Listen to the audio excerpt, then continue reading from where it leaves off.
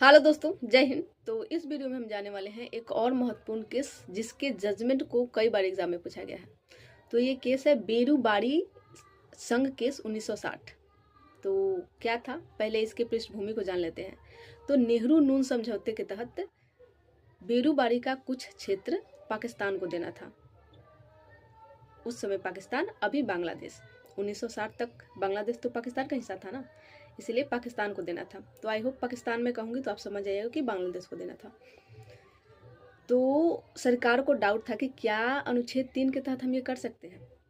तब supreme court ने कहा था कि नहीं, अनुच्छेद 3 के तहत जो चेंजेस किए जाते हैं, जिसमें ये कहा गया है कि संघ का कोई भी क्षेत्र में परिवर्तन किया जा सकता है, उसके नाम में, सीमाओं में परिवर्तन किया जा सकता है, पर वो संघ का हिस्सा रहते हुए, ना कि आप किसी को दान कर रहे हैं या किसी से हस्तांतरण कर रहे हैं।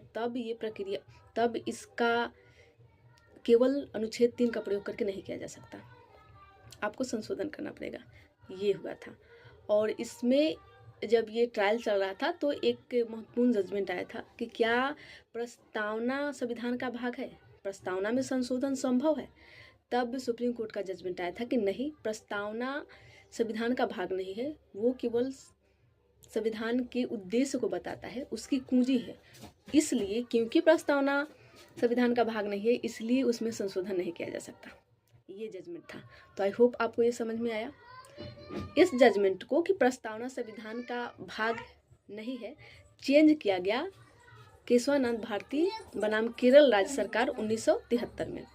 इसमें कहा गया कि नहीं, प्रस्तावना उद्देश्य को भी बताता है, उसकी आत्मा है और साथ ही साथ उसका भाग भी है, इसलिए उसमें चेंजेस किए जा सकते हैं।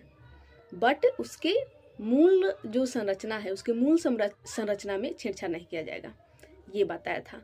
और उसके बाद ही आपको पता है कि 1976 में चेंजेस संविधान में प्रस्तावना में संशोधन किया गया और 3 शब्द जोड़े गए।